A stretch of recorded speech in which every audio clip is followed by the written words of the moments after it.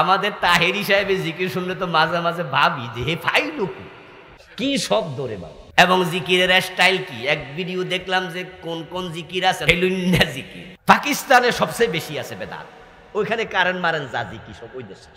আচ্ছা বলুন তো, কয় কি, আরে হুজুর তাজাল্লি, এটা হুজুর ফয়েজ ঢুকছে। তা আমি বলি কয়জন সাহাবী রুমলা পাইছে? রাসূলের দরবারে কোনো ফয়েজ ছিল না। রাসূলুল্লাহ সাল্লাল্লাহু আলাইহি ওয়াসাল্লাম জিকির করতেন, চোখের পানি পড়তো, অন্তর বিগলিত হতো। আল্লাহ বলেছেন তোমরা নীরবে নীরবে জিকির করো, নিঃশব্দে করো, শব্দে যদি করো হালকা শব্দে করো, খাউফা ওয়া তামা, আল্লাহর ভয় আল্লাহর আশায় করো। আল্লাহর হাবিব জিকির করতেন, গান উঠতো না, কলব নড়তো কলব। কিন্তু আমরা দেখি লাফাইতে লাফাইতে গাছে উঠতে যায়, বেড়া বেড়ি একসাথে লাফায়, হালাত চেঞ্জ হয়ে গেল। জিজ্ঞাসা করে ফয়েজ, আমার রাসূল লাফায় নাই, সাহাবারা কেউ লাফায়া ওঠে নাই। আরো আশ্চর্য হই, যে মজলিসে মুরিদ লাফায়া গাছে ওঠে বাসে ওঠে, ওই মজলিসের পীর সাহেব কোনোদিন লাফ দিয়া উঠলো না। তাহলে ফয়েজের অ্যাকশন কার ভিতরে বেশি?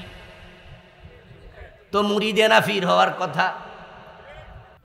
قال رسول الله صلى الله عليه وسلم أفضل الذكر لا إله إلا الله। আমার রাসূল বলেন শ্রেষ্ঠ জিকির হলো লা ইলাহা ইল্লাল্লাহ। যখন কেউ সফল হতে চায়, জান্নাতি হতে চায়, ঈমান আনো, কুলু লা ইলাহা ইল্লাল্লাহ তুফলিহ।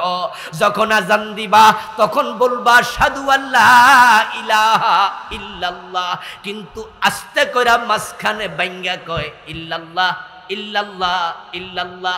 আমার প্রশ্ন, ও প্রিয় হুজুর, রাসূল ইল্লাল্লাহ জিকির করছে, একটা হাদিস দেখান নাই, একদিনও করেন নাই। ডিজাইন হলো লা ইলাহা ইল্লাল্লাহ, মাঝখানে ভাঙলে ডিজাইন ঠিক না বিকৃত, তো ভাঙলেন কেন? এবার যুক্তির ঢল নামবে, যুক্তির ঢল নামবে যে হাদিসে ইস্কির আছে বুখারীতে, ইল্লাল ইসখির। হুজুর আপনি মুহাদ্দিস, এই হাদিস পড়েননি? মুস্তাসনা মুস্তাসনা মিনহু ইস্তিসনা, হরফে ইস্তিসনা দিয়া জায়েজ বানায়া সারমু, নাহু শরব ঢুকাইয়া ইল্লাল্লাহ জিকির জায়েজের জন্য কি শক্তিশালী যুদ্ধ শুরু করলো।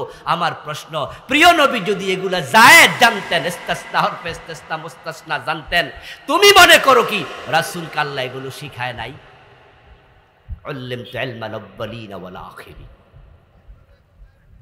তো রাসূল কেন ইল্লাল্লাহ জিকির করলো না? ডিজাইন তুমি ভাঙলা কেন? ও দোস্ত, ডিজাইন আপনি ভাঙছেন, এক জায়গায় দুই জায়গায় না, কত জায়গায় কত ডিজাইন আপনি নষ্ট করতেছেন। রাসূলুল্লাহ সাল্লাল্লাহু আলাইহি ওয়াসাল্লাম নামাজ যখন শেষ করতেন, সালাম ফিরাইয়া, বাংলাদেশে রাসূলুল্লাহর ডিজাইন প্রায় মসজিদে নাই। রাসূল সালাম ফিরাইয়া 3 বার পড়তেন আস্তাগফিরুল্লাহ। কয়বার? একবার পড়তেন আল্লাহু আকবার, একবার পড়তেন আয়াতুল কুরসি, 36 বার সুবহানাল্লাহ, 33 বার আলহামদুলিল্লাহ, 34 বার আল্লাহু আকবার। আল্লাহুম্মা লা মানিআ লিমা আতাইতা ওয়া লা মুতিয়া লিমা মানাতা ওয়া লা ইয়ানফাউ জাল জাদ্দি মিনকাল জাদ। আল্লাহুম্মা আনতা রাব্বি লা ইলাহা ইল্লা আনতা খালাকতানি। রাসূল আপনার সাইয়্যিদুল ইস্তিগফার পড়তেন সালাতের শেষে, পড়তেন আল্লাহুম্মা আইন্নি আলা যিকরিকা ওয়া শুকরিকা ওয়া হুসনি ইবাদাতিকা। আরো কত দোয়া, কিন্তু বাংলাদেশে সালাম ফিরাইয়া আল্লাহুম্মা আমিন, শেষ। এরপর হুজুরও খারাই গেছে, মুসল্লিও খারাই গেছে, রাসূলুল্লাহর দোয়াগুলো বাংলাদেশে মরে গেছে। এই যে কিছুক্ষণ আগে আমি জিকিরগুলো কইলাম, এগুলো কোন হুজুর অস্বীকার করবে যে 33 বার সুবহানাল্লাহ নাই, আয়াতুল কুরসি নাই, আল্লাহুম্মা আনতাস সালাম ওয়া মিনকাস সালাম আছে না, ইস্তিগফার 3 বার নাই, আল্লাহু আকবার নাই? কোন হুজুর দুনিয়া আছে বলবে নাই? সবাই বলবে আছে। তো থাকলে তুমি পড়ো না কেন? এই সুন্নাহ মেরে ফেললা কেন? ডিজাইন শেষ করলা কেন? রাগ করতেছেন না তো? বুঝ নেবেন, আপনার আমল কবুল বন্ধ, টের পাবেন ওখানে গিয়ে। ডিজাইন ইসলামে শেষ করা যাবে না। আরো একটা বেকুবি কি জানেননি? আচ্ছা, হুজুর যে আমিন কইল, মুসল্লিও কি কয়? আর হুজুর কি কইছে ওরা শুনছেনি? অনেক জায়গায় শোনে না, কারণ মাগরিবের নামাজে দেখবেন অনেক জায়গাতে আওয়াজ করে দোয়া করে না, সালাম ফিরে আল্লাহুম্মা আমিন, তারপরে মনে মনে কিছু কইছে আমিন, পরে সবাই কয় আমিন। এই যে আমিন আপনি কইলেন, হুজুর কি কইছে শুনলেনই না। হুজুর যদি ভিতরে বদদোয়া দিয়ে দেয়, আরে বদদোয়া দিতে তো পারে, এই যে কতদিন বেতন বাড়ায় না, পিছনে সভাপতি আছে, হুজুর কইছে আল্লাহ এ সভাপতি গিরি খাও, সভাপতিও কয় আমি।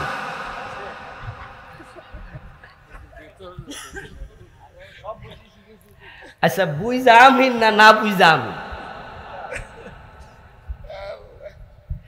আবার কিছু কিছু মসজিদ আছে হুজুর সালাম ফিরাই এমন জোরে দোয়া করে মাইকে, যাদের 1 রাকাত 2 রাকাত মাসবুক হয়েছে, ছুটে গেছে, এরা সূরা ফাতিহা হুজুরের দোয়ার ধাক্কায় পড়তে পারে।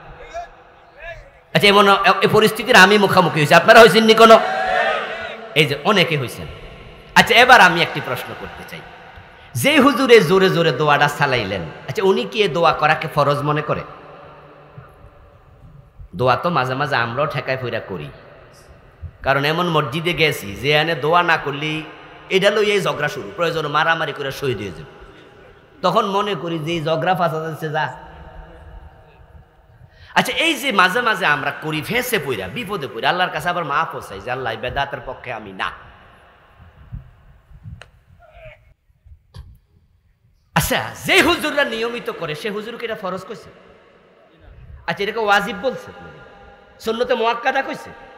এটার কয় কি? কয় যে দোয়া না করলেও অসুবিধা নাই, আর করলে অসুবিধা কি? দলিল তো একটাই, অসুবিধা কি? আচ্ছা, এবার বলুন তো, যেই বেটা 1 রাকাত ছুটে গেছে ওই বেটার কেরাত পড়া কি নফল না ফরজ? তো আমনের নফলের ধাক্কায় ফরজের কি খবর? আপনি তো এটা মোবা বললেন বা নফল বললেন, অসুবিধা কি? তো আমনের নফলের ধাক্কা বেটাতে কেরাত ভুলে যেতেছে। قال النبي صلى الله عليه وسلم نفرتكم يوم القيامة على الحوض। এবার রেজাল্ট শুনেন, প্রতিক্রিয়া। রাসূলুল্লাহ বলেন, কিয়ামতের দিন আমি তোমাদের সবার আগে হাউজে কাউসারের সামনে চলে যাব। আমার উম্মতরা হাউজের পানি পান করবে, যে একবার পান করবে লা ইয়াজমাউ আবাদা, কোনদিন পিপাসিত হবে না। ওই পানি হবে আসাদ্দু বিয়াদাম মিনাল লাবান ও আহলা মিনাল আসাল ও আতিয়াবু মিনাল মিসকি জানুহু কানুজুমিস সামা জাওয়ায়াহু সাওয়াউন মাসিরাতা শাহর।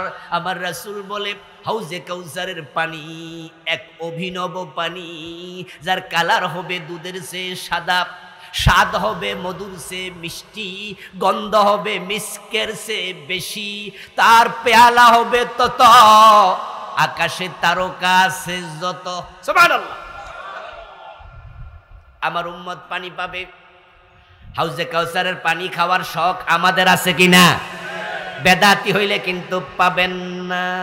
সহিহ বুখারীর হাদিস, এটা যেটা এখন পড়তেছি সহিহ বুখারী, এই বইটা আমি সবগুলো আনছি। রাসূলুল্লাহ বলতেছেন, আমার উম্মত পাবে, খাবে, এক একটা আইল হবে, পার হবে ঘোড়ার 1 মাসের দৌড়ানোর রাস্তার সমান, 4 কোণ বিশিষ্ট হাউজে কাউসার। আমি যখন আমার উম্মতকে হাউজের পানি পান করাতে থাকব, ইত্য বছরে আমার একদল লোক উম্মত পরিচয় দিয়ে, হুজুর আমাদেরকে হাউজের পানি দেন, আমরা আপনার উম্মত বটে। রাসূলুল্লাহ সাল্লাল্লাহু আলাইহি ওয়াসাল্লাম বলছেন, আমি তাদেরকে উম্মত মনে করে পানি দেওয়ার জন্য সামনে আগাবো। ফায়ুহালু বাইনি ওয়া বাইনাহুম, কিন্তু তাদের হাতে গ্লাসটা দেওয়ার আগে তাদের মাঝে আর আমার মাঝে একটা পর্দা পড়ে যাবে। আমি তাদের হাতে হাউজের পানি দিতে পারবো না। এবার আপনাদের একটু আইকিউ টেস্ট করি, বলেন তো, পর্দাটা কি নিজে নিজে পড়লো না কেউ ফালাইছে? কে ফালাইলো? মাশাআল্লাহ। সেদিন সবকিছু নিয়ন্ত্রণ করবে কে? ওয়াল আমরু ইয়াউমা ইযিন লিল্লাহ। সেদিন সবকিছু আল্লাহর নিয়ন্ত্রণ, কোনো ফেরেশতার নিয়ন্ত্রণ থাকবে না। আল্লাহ পর্দা ফেলে দিলেন। আল্লাহর হাবিব বলছেন ফাকুলু ইন্নাহুম মিন্নি, তখন আমি বলবো কি হলো, তারা তো আমার উম্মত। তখন ফেরেশতারা এবার দৌড়ায় আসবে, ফায়ুকাল, তারপরে বলা হবে, ফেরেশতারা বলবে ইন্নাকা লা তাদরি মা আহদাসু বাদাকা ফাকুলু সুকান সুকান লিমান গায়্যারা বাদি। ফেরেশতারা এসে বলবে ইয়া রাসূলুল্লাহ, এরা আপনার উম্মত না, এরা 2 নাম্বার, এরা ভেজাল। আপনার রেখে দেওয়া রেখে আসা ইসলাম তারা ডিজাইন পরিবর্তন করে ফেলছে। ইন্নাকা লা তাদরি মা আহদাসু বাদাকা, আপনার পরে তারা যে কি পরিমাণ পরিবর্তন করছে, তারা বেদাত বানাইছে, ইসলামের ডিজাইন শেষ করে ফেলছে। ফাকুলু সুকান সুকা, আমি বলবো দূর হ দূর হ, লিমান গায়্যারা বাদি, যারা আমার পরে আমার ইসলামের ডিজাইন চেঞ্জ করেছে। গায়্যারা তাগয়ীর মানে ডিজাইন পরিবর্তন। আমি নবী যে ইসলাম রেখে এসেছি, আমার ইসলামে ছিল চোর ধরে হাত কাটা, তোরা 53 বছর এটা মানুষ নাই। আমার ইসলামে ছিল ডাকাত ধরে শুলে দাঁড়া, তোরা মানুষ নাই। আমার ইসলামে ছিল জেনা করলে 100 বেত লাগানো, বিবাহিত হলে পাথর মারা, 53 বছরে মানুষ নাই। আমার ইসলামে ছিল মদ পান করলে 80 বেত দিতে হবে, 53 বছরে মানুষ নাই। আমার ইসলামে ছিল আলা লাহুল খালকু ওয়াল আমরু, সৃষ্টি যার, আইন চলবে শুধুই। আমি আল্লাহর আইনে 10 বছর দেশ চালাইছি, 53 বছর চালাস নাই, বিকৃত করেছিস। আমার ইসলামে এটা ছিল না, এগুলা তোরা বাড়াইছিস। আমি ঈদ করেছি 2টা, ঈদে মিলাদুন নবী পাইলি কোথায়? আজানের আগে দুরূদ শরীফ পাইলি কোথায়? দুরূদ শরীফ আমরা দাঁড়াইয়া পড়ব, দুরূদ শরীফ আমরা বসে পড়ব, দুরূদ শরীফ আমরা শুয়ে পড়ব। জিকির যেমন দাঁড়িয়ে করা যায়, জিকির যেমন বসে করা যায়, জিকির যেমন শুয়ে করা যায়। আল্লাযীনা ইয়াযকুরুনাল্লাহা কিয়ামান ওয়া কুউদান ওয়া আলা জুনুবিহিম। আপনি শুয়ে আছেন, ঘুম আসে না, আপনি কি শুয়ে শুয়ে দুরূদ শরীফ পড়তে পারেন না? আপনি দোকানে বসে আছেন, কাস্টমার নাই, আপনি ফেসবুক না চালে একই দুরূদ শরীফ পড়তে পারেন না? আপনি বাস স্ট্যান্ডে দাঁড়ায় আছেন, গাড়ি আসে না, আপনি গল্প না করে কি দুরূদ শরীফ পড়তে পারেন না? আমরা কি মানা করছি জীবনে? কিন্তু দুরূদ শরীফের অনুষ্ঠান মিলাদ নাম দিয়া কিছুক্ষণ বৈশা, কিছুক্ষণ হঠাৎ করে খাড়াইয়া যাবে, দেখবেন যে মাহফিলগুলোতে কিছু কিছু বক্তা পাবেন যারা মাহফিলে এসে দুরূদ শরীফ যখন শুরু করে তখন বইয়া বইয়া পড়ে, যখন বক্তৃতা শুরু করে দুরূদ শরীফ পড়ে না। আরে মাহফিলগুলোতে যখন বক্তা বসে, মাহফিল স্টার্ট, তখন দুরূদ শরীফকে খাড়াই পড়ে, বৈশা বৈশা পড়ে। কিন্তু দেখবেন শেষে মুনাজাত রাখ দিয়া কয়, আর শোন রাসূলকে একটু দাঁড়িয়ে সালাম দেই, তখন সবাই লয়ে খাড়াইয়া যায়। আমার প্রশ্ন হলো, তাইলে আপনি আগে বসলেন, এখন দাঁড়াইলেন কেন? কথা বোঝেন? আমরা দাঁড়াইতে মানা করিনি, কিন্তু আপনি যে ডিজাইনটা বানাইলেন সেটা পাইলেন কোন?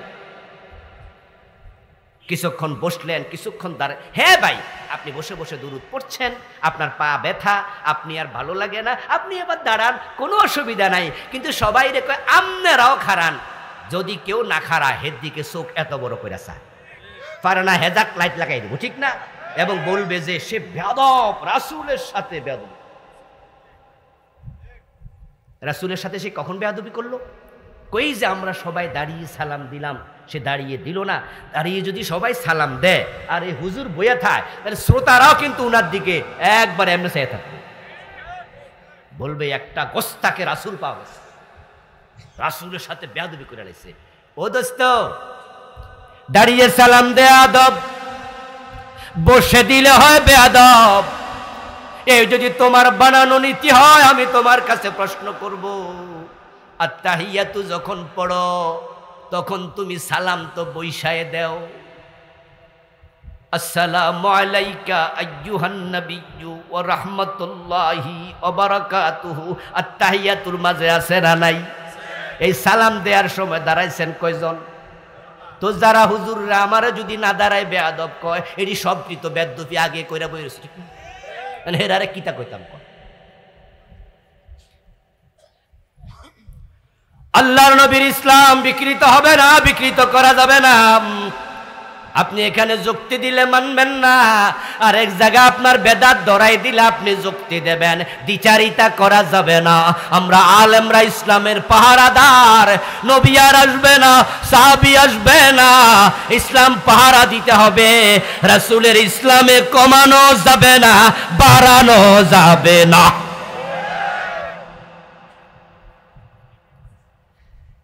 হারাম খায়ো না, হারাম খায়ো না, হারাম খায়ো না দোস্ত। হারাম খাইলে ইবাদত কবুল হবে না। 10 টাকায় কাপড় কিনলেন, 1 টাকা হারাম ঢুকেছে, 9 টাকা হালাল। লাম ইয়াকবালিল্লাহু লাহু সালাতাহু মা দামা আলাইহি। রাসূলুল্লাহ বলেন, ওই কাপড় পরে যত রাকাত নামাজ পড়ো, 1 রাকাত আর কবুল হবে না। ইন্নাল্লাহা তাইয়্যিবুন লা ইয়াকবালু ইল্লা তাইয়্যিবা। আল্লাহ পবিত্র, তিনি অপবিত্র কোনো কিছু গ্রহণ করে না। কাবার অঙ্গনে চলে গেল, ইয়াতিলুস সাফারা, লম্বা সফর করলো, আশা আসা ওয়া আগবারা, চুল এলোমেলো, গায়ের কাপড় ধুলিবালি হয়ে গেছে। 50 মাইল হাইটা গেছে, কাতার থেকে সফর করছে, দুবাই থেকে ঘোড়া চালাইয়া গেছে, ওটে চালাইয়া গেছে, পায়ে হেঁটে গেছে রাসূলের যোগে। তারপরে কাবার সামনে দাঁড়ায়া ইয়ামুদ্দু ইয়াদাইহি ইলাস সামা, 2 হাত আসমানের দিকে তুলছে, ইয়া রাব্বি ইয়া রব। মনে মনে ভাবে, এমন জায়গায় খাড়াইছি, কত নবীর পায়ের ধুলা এখানে আছে। যেখানে মানুষ তাওয়াফ করে, এটার নাম মাতাফ। ওখানে নবী ইব্রাহিম তাওয়াফ করে নাই? কথা বলেন না, বলেন না ভাইয়েরা, করে নাই? ইসমাইল আলাইহিস সালাম করে নাই? নবী মুহাম্মদ করেন নাই? আরে মনে মনে ভাবে, এমন জায়গায় খাড়াইছি, কত নবীর পায়ের চাপ এখানে আছে, এখানে দোয়া আল্লাহ ফিরাবে না।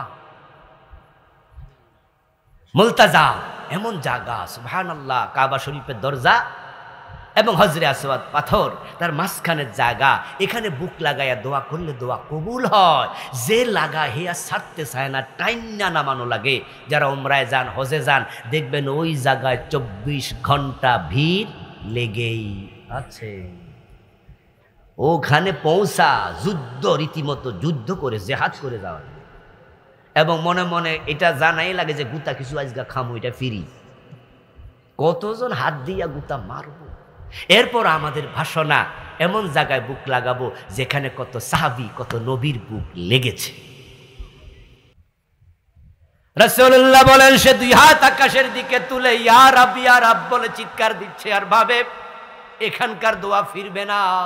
অথচ শোনো, ওয়া মাতামুহু হারামুন ওয়া মাশরাবুহু হারামুন ওয়া মালবাসুহু হারামুন ওয়া গুযিয়া বিল হারামি ফাআন্না ইউস্তাজাবু লিযালিকা। সে খাইছে হারাম, পেটে আছে গোশের টাকায় খাবার, সুদের টাকার খাবার, রক্তে আছে আঙ্গুর, বেদানা রক্ত হয়েছে। এগুলো মানুষের ওজনে কম দিয়া, মালে বেজাল দিয়া কামানোর টাকা। হজে গেছে সিনেমা হলের মালিক, এমন আসেনি? শুধু সিনেমা হলের মালিক, যে সিনেমা করে নায়ক নায়িকা, হেরা হজে যায় না? আমাদের সিনেমার এক নায়িকা কিছুদিন আগে এক সাক্ষাৎকার দিল। ইউটিউব চ্যানেলগুলো, ফেসবুকগুলো তো কত কিছু দেয়। উনারা জিজ্ঞাসা করছে সাক্ষাৎকারে যে আপনার জীবনের শেষ ইচ্ছা কি? উনি বলছে, শেষ ইচ্ছা হলো আমার মৃত্যুর পরে যেন কেউ আমার চেহারা না দেখে। এবং তিনি বলেছেন যে আমার আরো ইচ্ছা আছে, আমি যেন হজ করতে পারি। হ্যাঁ, মুসলমানের সন্তান তো, তাই অনুভূতি আছে। আমি তাকে বলি, আপনাকেও বলি, দোস্ত, মৃত্যুর পরে তোমার চেহারা কেউ দেখলো না না দেখলো, এটা তো ব্যাপার না। মৃত্যুর পরে পর্দা করা ফরজ থাকে না, কারণ তুমি তো নিজেই থাকো না, তুমি তো চলে গেছ, তোমার লাশ পড়ে আছে। কিন্তু এই চেহারাটা ঢেকে রাখা তো মৃত্যুর আগে ফরজ, ঠিক কিনা? এখন অভিনয় করে কয় মরার পরে যেন কেউ না দেখে। আরে কনসেপ্ট, মানে ইসলামের বুঝ যে কত উল্টা পাল্টা চলছে। শালি মারা গেছে, তো শালি মারা যাওয়ার পরে 18-20 বছর বয়স, তো দুলাভাই যাইয়া বলতেছে আমার শালিরা আমি গোসল দেব। কি ইন্না লিল্লাহ পড়বেন না? বুঝছি মনে মনে অবশ্য কইরা লাইছেন। পাবলিক কয় কি ইন্না আল্লাহ, কয় কি বেড়া পাগল হইছ তুই? মহিলা মানুষ শালি, তুই গোসল দিবি? তোর দিকে তাকানোই হারাম, আর গায়ে হাত দিয়ে ডলবি, এটা তো বহুত দূরের কথা। তখন আবার দুলাভাই জিজ্ঞাসা করে, তাহলে গতকাল কাজে মোটর সাইকেলের পিছনে লইয়া ঘুরছি, তখন মাসলা কইয়াছিল? কিলি শালিরে লইয়া মোটর সাইকেলের পিছনে দৌড়ায় এমন দুলাভাই বাংলাদেশে নাই, এই এলাকায় মোড়েও নেই। তখন হুজুরেরা মাসলা কই রাখছিল, যারা এখন আইসা ফতুয়া দেয় ইন্না লিল্লাহ শালি গোসল দিবি কসকি, তো গতকালকে ফতুয়া কইছিল এই মহিলার উপরে পর্দা তো এখন ফরজই না, এ তো বইরাই গেছে, এখন ওকে নিয়ে এত পর্দা কিসের?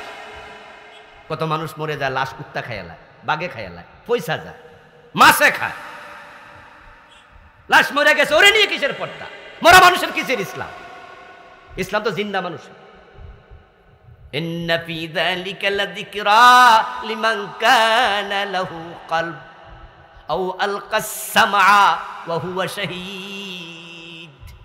আমার আল্লাহ কয়, এর মাঝে যে বিধান দিয়েছি, জিকির দিয়েছি, এগুলো হলো তাদের জন্য যাদের কলব জিন্দা আছে, যারা মনোযোগ দিয়ে শোনে, এবং যারা শাহীদ মানে এই কোরআন জীবিত মানুষের জন্য।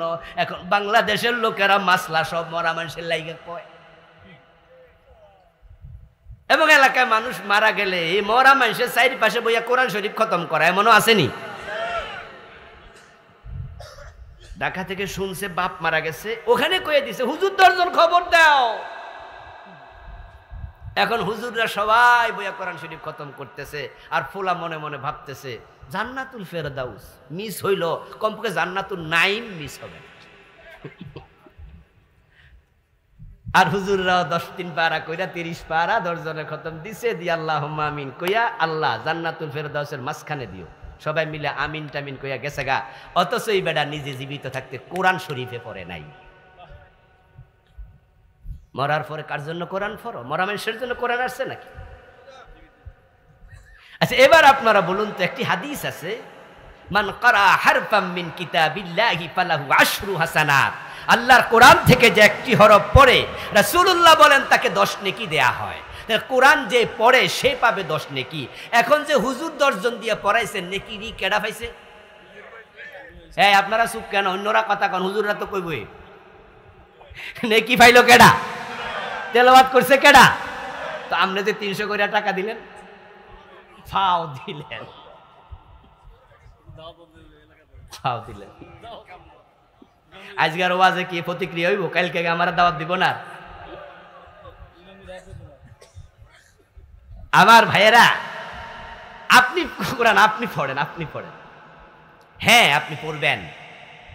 মৃত ব্যক্তির সম্মুখে পাশে সূরা ইয়াসিন পড়তে রাসূলুল্লাহ বলেছেন, তখন তার মৃত্যু আসান হয়।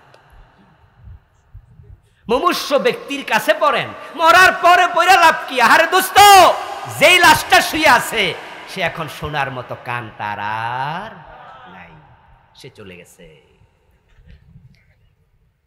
আমি যদি এখন মরে যাই, এখানে লোকজন যদি আমাকে খবর পাইয়া দেখতে আসে, এসে বলবে বাসার হুজুরের লাশ কই, বাসার হুজুর কই, এ কথা বলবে না, বাসার হুজুর চলে গেছে। তাহলে যেটা পড়ে আছে এটা লাশ। এখন লাশের কোনো কান নাই, লাশের চোখ আছে দেখে না, কান আছে শোনে না। মরা লাশের সামনে কোরআন পড়িও না, কোনো লাভ নাই। পেটে হারাম, জামায় হারাম, খাইছো হারাম। আমার রাসূল কয় কাবার ভিতরে যাইয়া ডুইক্কাও হাত তুইলা লাভ নাই। যারা হারাম খায় তাদের ইবাদত কবুল হয় না, দোয়া কবুল হবে না। অথচ আজকের মাহফিলও সুদে টাকা লাগাইছে এমন 2-4 জন আছে কিনা? আসেনি? অথচ চাচা কিন্তু আজকে এশারের নামাজটা পড়ছে, এবং ফজরের নামাজটা জামাতে পড়বো, এবং চাচা তাহাজ্জুদও পড়ে। সুদে টাকা লাগাইয়া তাবলিগে চিল্লা দিতে গেছে এমন লোক 2-4 জন, আর সবাই না। হ্যাঁ বলে চাচা আপনি যে তাবলিগে চিল্লা দিতে যান, ঘোরেন শুধু রাস্তায় রাস্তায়, পরিবার চলে কেমনে? কয় যে আল্লাহ চালায়। তো এখন এই ব্যাখ্যা জিগায়, তো আল্লাহ তো চালায়, কিন্তু একটা লাইন মাইন তো থাউন লাগে, কেমনে চালায়? কই যে চাকরির অবসরে বেতন পাইছিলাম, পেনশন পাইছি, ও 40 লাখ টাকা সোনালী ব্যাংকে রাখছি, ওখান থেকে মাসে মাসে 40,000 পাই, তা দিয়ে আল্লাহ চালায়। আস্তাগফিরুল্লাহ, সুদের টাকা কার লগে ঢুকাই দিল? সুদ খাইলে ৭৩ গুনাহ, সবচেয়ে ছোটটা হলো নিজের মায়ের সাথে জেনা। এই টাকা দিয়ে কহিরে বলে আল্লাহ চালাইতেছে। সুদে টাকা লাগাইয়া মাথায় কপালে কালো দাগ ফেলেছ, ও দোস্ত, যার সুদে টাকা লাগানো অবস্থায় মৃত্যু হয়, জেনা মায়ের সাথে করতে ওই অবস্থায় মৃত্যু হয়, সে করছে জেনা। কারণ যখন সে মরছে তখন সুদে টাকা লাগানো আছে। আপনারা যারা সুদ খান তারা সুদের টাকা আজকে তুলে নেবেন। যদি তুলে না নেন, সিদ্ধান্ত না নিয়ে বাড়ি যান। আল্লাহ বলছে ফাআযানু বিহারবিম মিনাল্লাহি ওয়া রাসূলিহি, সুদ ছাড়তে না পারো, আল্লাহ এবং রাসূলের সাথে যুদ্ধ ঘোষণা করো। আপনি আল্লাহ এবং তার রাসূলের বিরুদ্ধে যুদ্ধকারী। ঘোষ খাচ্ছেন, থেমে যান, হারাম ছাড়েন, বেশি চালাকি করবেন না। আল্লাহরে বুঝাই দেবেন চালাকি কইরা যে আল্লাহ, হ্যাঁ সুদ খাইলে খাইছি, নামাজ তো ছাড়ি নাই। বুঝেন নাই কথা? চুরি কইরা কোরবান দিয়া হুজুরের কাছে মাসলা জিগা, হুজুর চুরি কইরা কোরবান দিলে কি গুনাহ হয়? হুজুর মারছে ধমক, এই বেটা ফাজলামি জানস করস, মাসলা পাস না, চুরি কইরা কোরবান দেয় নাকি মানুষ? বলে হুজুর আমি জানি আপনি ধমকাইবেন, তবে আমরাও তো মাসলা কিছু হইলেও বুঝি। চুরি করলে গুনাহ হয়, কোরবান দিলে সওয়াব হয়, গুনাহ সওয়াব কাটাকাটি, গোশত ফ্রি। গোস্তর দাম 650 টাকা কেজি, কোরবান উপলক্ষে যদি 2.5 মণ ফ্রি পাই, অসুবিধা কি? আপনার এই বুঝ কি সঠিক বুঝ? সিনেমা হলের মালিক মসজিদে সভাপতি হয় কেমনে? সুদী ব্যাংকের মালিক মসজিদ বানায়া মসজিদে মোতাল্লি হয় কেমনে? হচ্ছে তো বাংলাদেশ। কত হারামখোর গোশখোর মসজিদের সভাপতি সেক্রেটারি হয়ে বসে আছে, এবং এলাকার লোকেরা খুঁজে বাইর করে কে দোতলা বানা দিতে পারবে, এর আগে সভাপতি বানাবে। ঠিক না? এটাই করে তো, যে হ্যাঁ কয় যে একতলা তো আছেই, দোতলাটা কেডা বানাইতে পারবো? কয় যে চৌধুরী সাহেব। চৌধুরী সাহেবের বাড়ি গোলশান, জানে যে হারাম ছাড়া কিচ্ছু খায় না, পুরা হারাম ব্যবসা। এরপরও কয় যে না, হেরে সভাপতি বানাও। চলে যায় দৌড়াইয়া সভাপতি বানাইয়া কমিটি লইয়া উনার বাসায়, আর উনিও বলে আমি এলাকায় যাই না কিছু না, তারপরও তোমরা সভাপতি বানাইছো, কি যে করতাম। আচ্ছা বলো এখন কি লাগবো? কয় যে দোতলা ছাদটা আমনে করে দিবেন। কোজা 10 লাখ দিলাম। সবাই মারহাবা, হারাম টাকা মসজিদ, নামাজ কবুল হবে তো?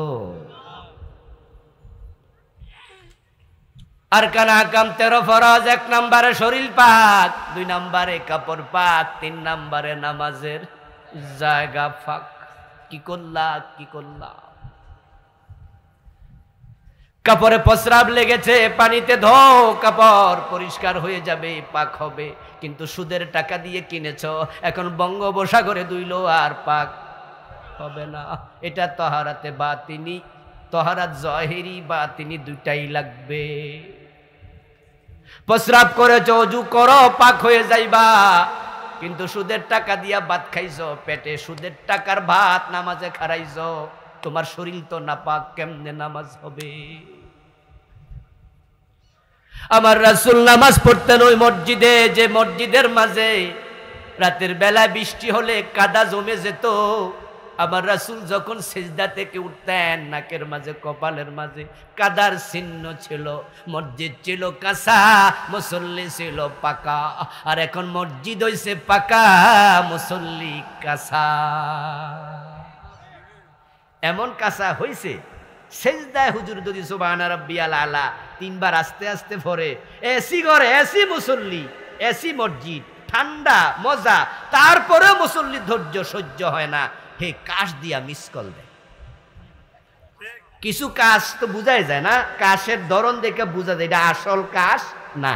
মানে হুজুরে বুঝাইছে, হুজুর আমার তো শেষ, আমনের কদ্দুর, অথচ এসি মসজিদ। রাসূলের সাহাবারা নামাজ পড়তেন, পা ফুলতো, রাসূলের পা ফুলে যেত।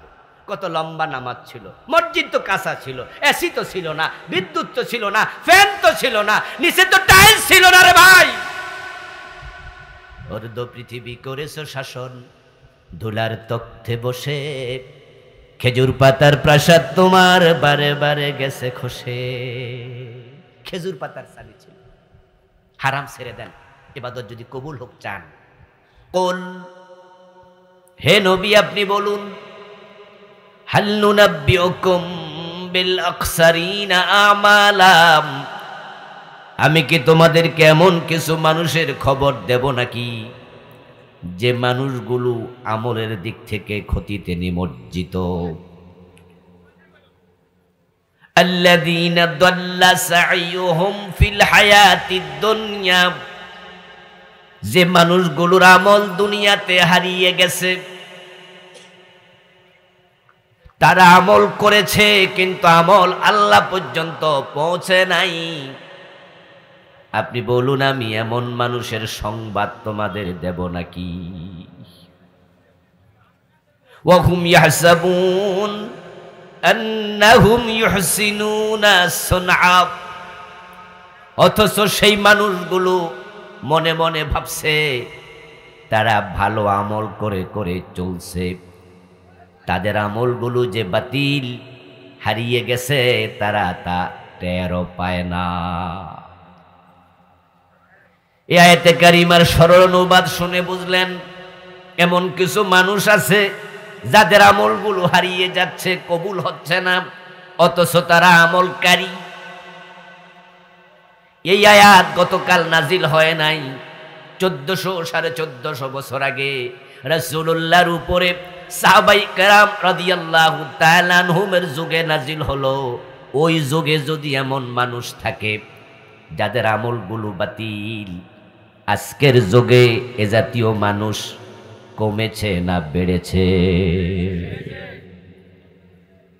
আল্লাহ না করুন ওদের মাঝে যদি আপনার নাম থাকে, আল্লাহর সামনে গিয়ে আপনি দেখলেন যে আপনার কোনো আমলই কবুল হয় নাই, অথচ আপনি 5 ওয়াক্ত নামাজি ছিলেন, আপনি রমাদানে রোজা রেখেছেন, আপনি হজ করেছেন, গনে গনে হিসাব করে যাকাত দিয়েছেন, আপনি কোনো আমল আল্লাহর সামনে গিয়ে পেলেন না, সব বরবাদ, সব হারায় গেছে। এই দৃশ্য যখন আল্লাহর সামনে গিয়ে দেখবেন, নতুন করে দুনিয়ায় ফিরে এসে আবার আমল করার কোনো সুযোগ আছে? এই লোকটার জন্য বড় দুঃসংবাদ, বড় দুঃসংবাদ।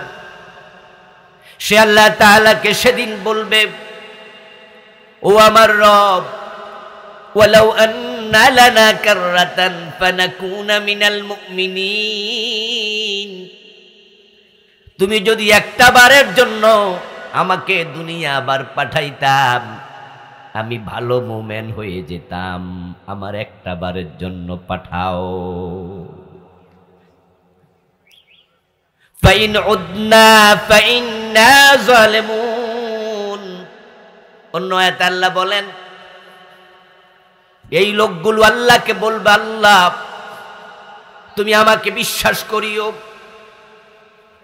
যদি আমি আগের মতো আবার উল্টা পাল্টা চলি তাহলে আমি জালেম, যা মনে চায় তা করিও, তুমি আমার একবারের জন্য পাঠাও। যতই চিৎকার দিক, যতই বলুক, পাঠানো হবে নাকি? কোনো সম্ভাবনা আছে নাকি? তাহলে সেদিন বুঝে লাভটা কি? যেহেতু আল্লাহ বলছে, ও নবী আপনি তাদের সংবাদ দেন যারা এমন, ওদের সংবাদ আমাদেরও জানা দরকার।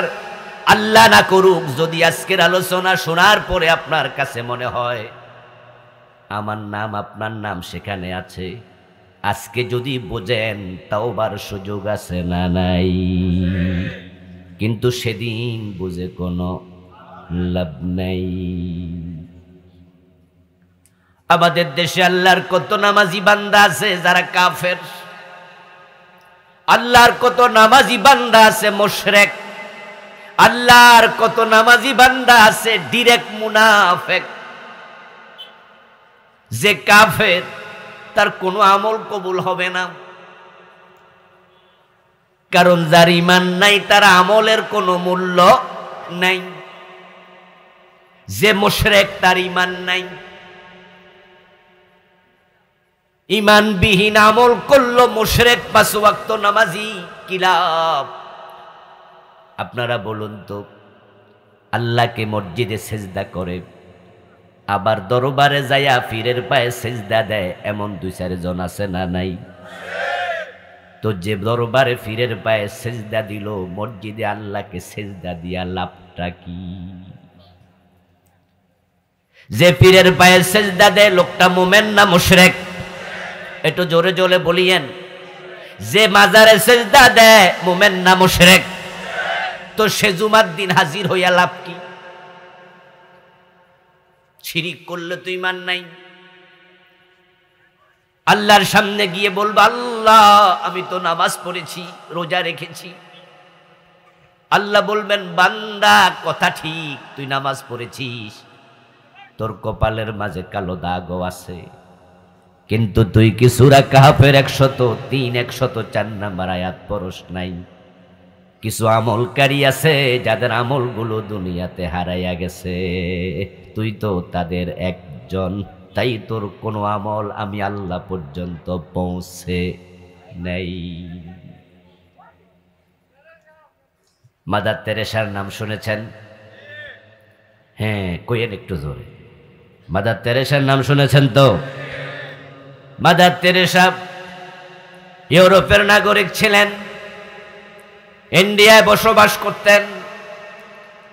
হাজার হাজার ইয়াতিমের মা, শত শত ইয়াতিমখানা বানিয়েছিলেন। জীবনে বিয়েটা পর্যন্ত করেন নাই, পুরাটা জীবন অরফানেজে কাটাইছে, ইয়াতিম বাচ্চাদেরকে সেবা দিয়েছে। কর্মের স্বীকৃতি স্বরূপ উনাকে শান্তিতে নোবেল প্রাইজ দেয়া হয়েছে। নোবেলে প্রাপ্ত পুরাটা টাকা ইয়াতিমখানায় দান করে দিছে। ইয়াতিম লালন পালন করা কি নেক আমল নয়?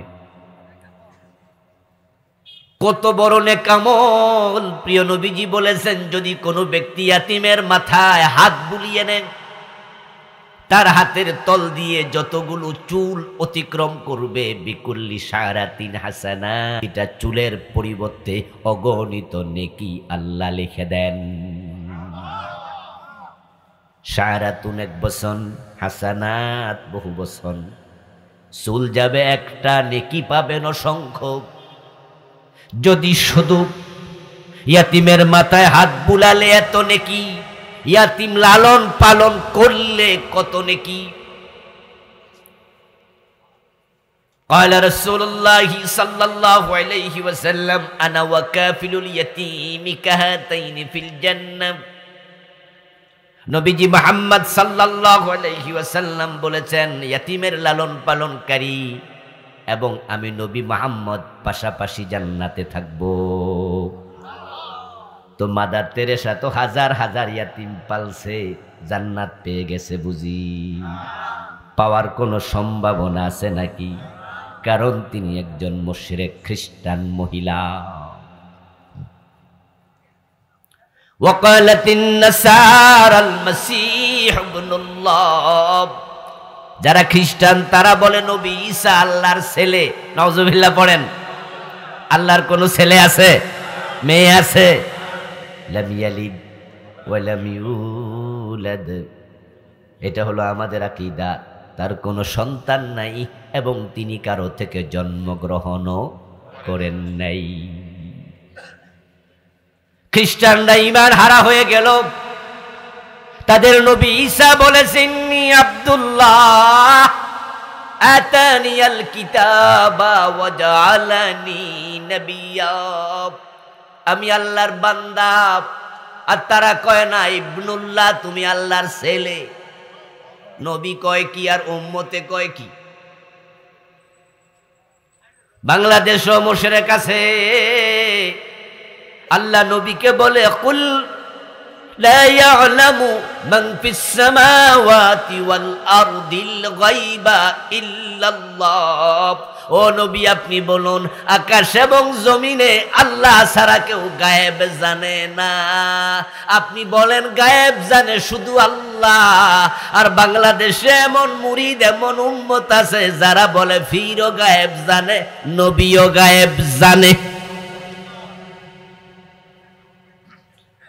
নবী ঈসা কয় আমি আল্লাহর বান্দা, উম্মত কয় না আপনি আল্লাহর ছেলে। নবীর কথার সাথে অমিল হয়ে গেল মুশরিক।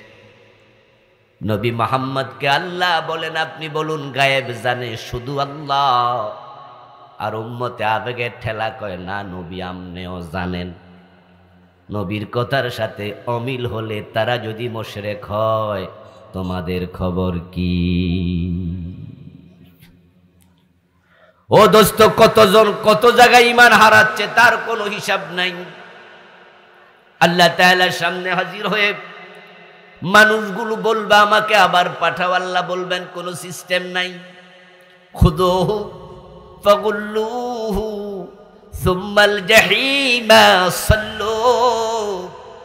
ও ফেরেশতারা, তাকে ধরো, তাকে জাহান্নামের শিকল দিয়ে বাঁধো, তারপরে তাকে জাহান্নামের মাঝখানে ফেলে দাও।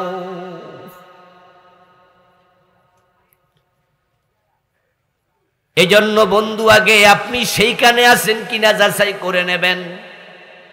কোরআন এবং হাদিস হলো আয়নার মতো, সামনে দাঁড়ালে ঈমান দেখা যায়, শিরিক দেখা যায়, কুফর দেখা যায়। কোনটা ঈমান, কোনটা শিরিক, কোনটা কুফর, কোনটা নেফাক, এগুলো কোরআন হাদিসে আছে না নাই? এর সামনে আপনি দাঁড়াবেন, মুখোমুখি হবেন।